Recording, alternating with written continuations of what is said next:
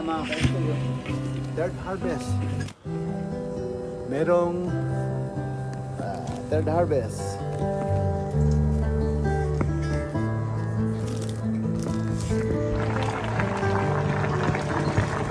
Ayan mga ka-SK. Ito na. Ito na ang ating ampalaya ng karne.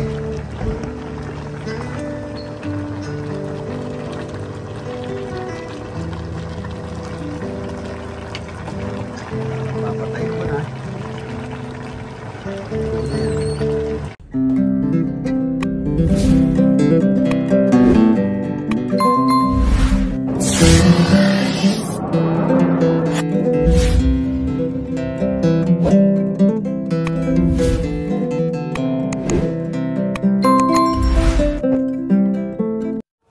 Hello mga ka-SK, magandang hapon. Pipitas ako ng ampalaya ngayon at yung isang sister ko andito rin. So the third harvest ng ampalaya sa backyard garden, organic. Ito ang haba, di ba? Maganda, di ba?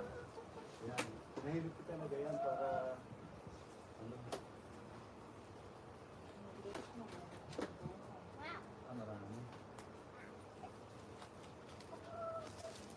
ayan mga ka-SK, third harvest. Third harvest.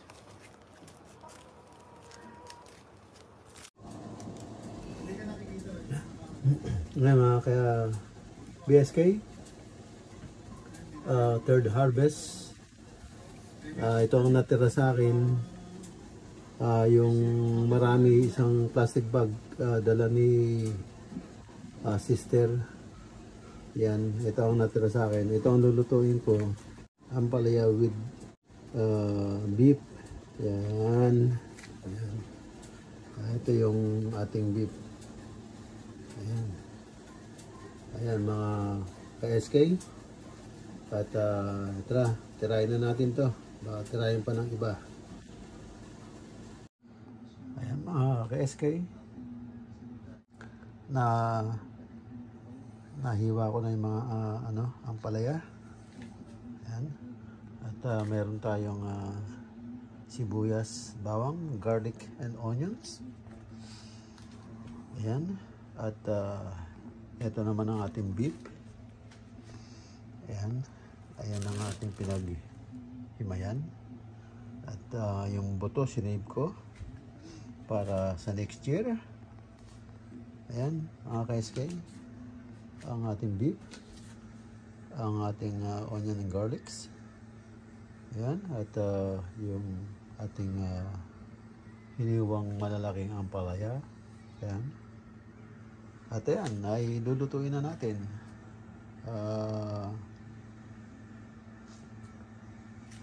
Ampalaya kong karne. Tara po, umpisa na natin. Tirahin na, baka tirahin pa ng iba.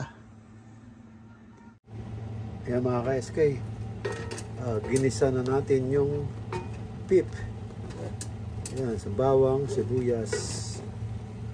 Ginisa na natin yung beef. Ayan siya. Ayan. Ginisa-gisa yung beef.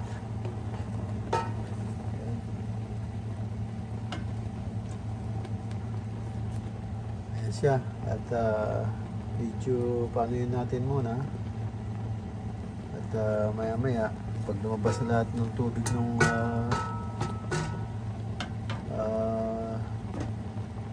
beef, saka natin lalantakan ng tataktakan natin siya ng oyster sauce. Ayan. Ayan, at natin papalambutin. Tapos ilalagay natin yung ampalaya para solve na, luto na pag ganun. So yan, kagigisa lang natin nung beef. Ngayon lumalabas siya yung sarili niyang tubig, no, ng karne. Yan mga ka-SK. Yan mga ka-SK, lagyan natin ng oyster sauce. Yan. Lagyan natin ng oyster sauce. Yan. Oyster sauce. Oyster sauce.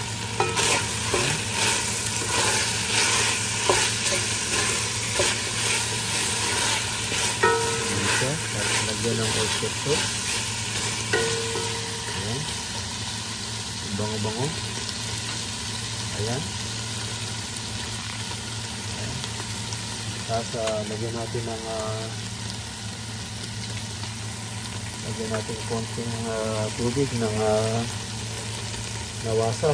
So lagay sa dam. Lagyan natin tubig para lumambot yung karne. Ayan.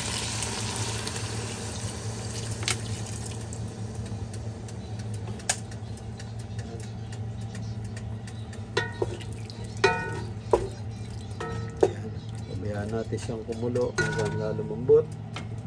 Pag malambot na, timpla ng konti at saka natin lagay yung ampalaya. Ayan. Mga ka-SK. Ayan, lagyan natin ng tubig at para kumulo uli at lumambot.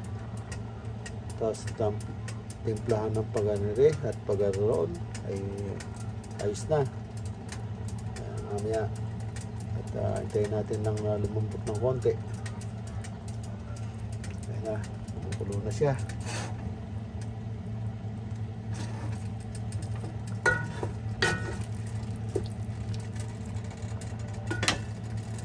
At tatakpan natin para siguro mapil natin na lumambot. Mga ka-SK, malambot na yung ating karne. Napakuluan natin 15 minutes. Na. Ilalagay ko itong yung natirang sibuyas at bawang para mas malasa siya.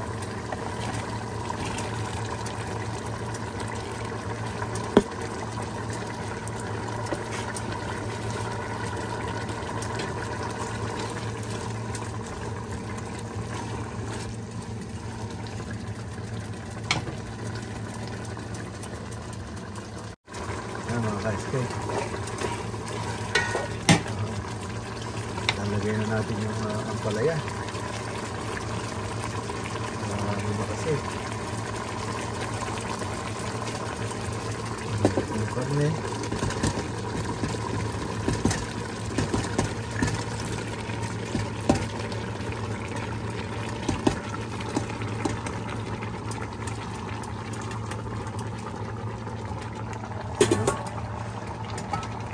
Kasi medyo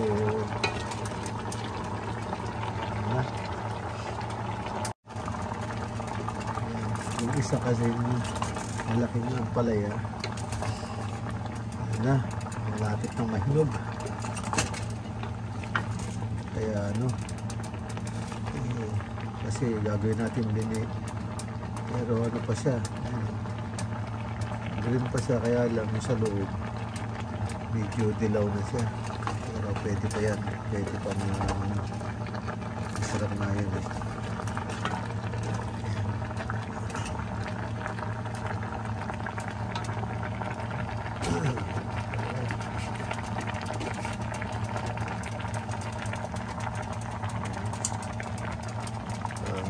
lagyan natin ng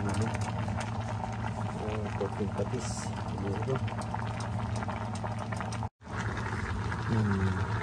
Lagyan ko siya ng konting patis lang.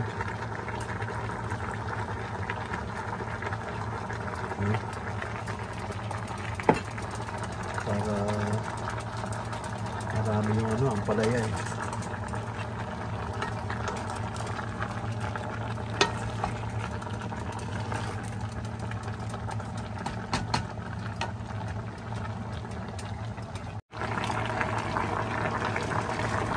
Yan na mga ka-SK.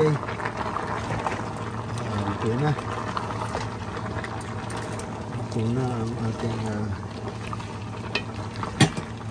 ampalaya kong karne.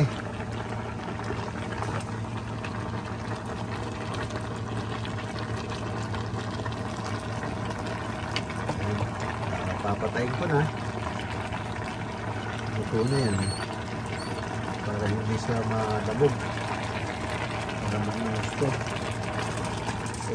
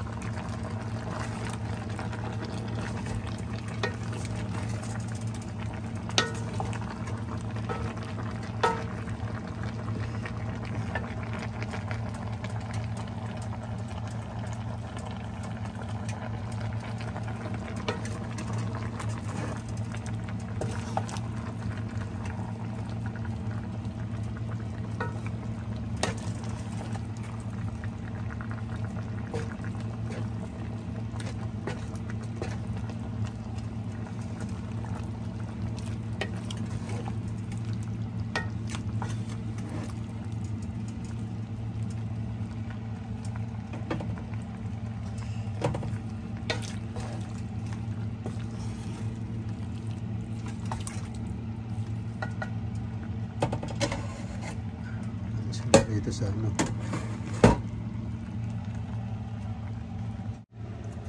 Ayan, at hinango ko na para hindi malamog yung ano, gulay. So tapos na. Nakaluto na tayo ng ampalaya kung karne. Ngayon titikman natin kung malambot na yung gusto yung karne at kung anong lasa natin. Lagyan lang natin ng konting patis, oyster sauce, at nilagyan ko rin ng konting Austin para yung toyo na ano. Ayan, titikman natin.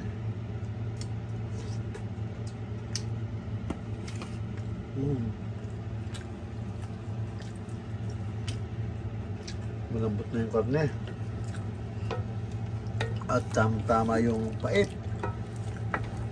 kasi maganda yung ampalaya natin, fresh, organic, at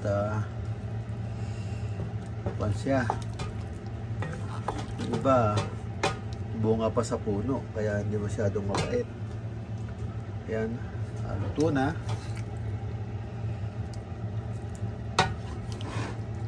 Natin konti para hindi maluto yung ano, maluto yung gulay, kasi kung mabababad ng gusto dyan sa kaldero maluluto. Dapat kasi isasalin ito, isalin sa lalagyan agad para hindi malamog ng gusto. Kaya ang ginawa ko, pinanik ko ng konti, nilayo ko sa sabaw para hindi ba siya maluto na masyado. Ayan.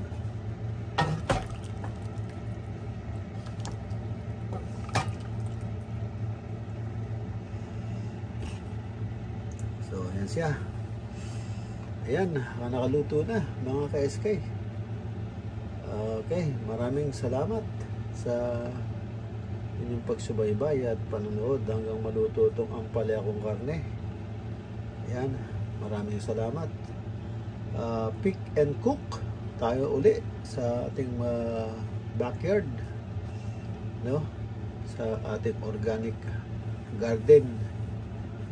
Ayan mga ka-SK, maraming salamat sa inyong panonood.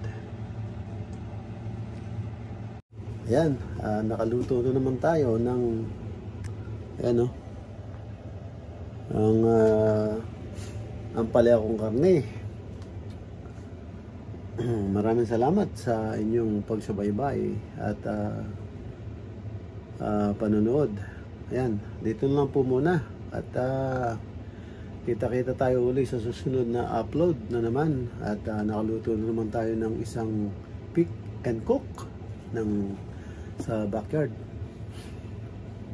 Sige po mga SK, maraming salamat. Ingat-ingat po kayo kung saan man kayo naroon. At maraming salamat ulit. Kita-kita tayo sa susunod na upload. Maraming salamat po dyan. Ingat po and God bless. Bye-bye.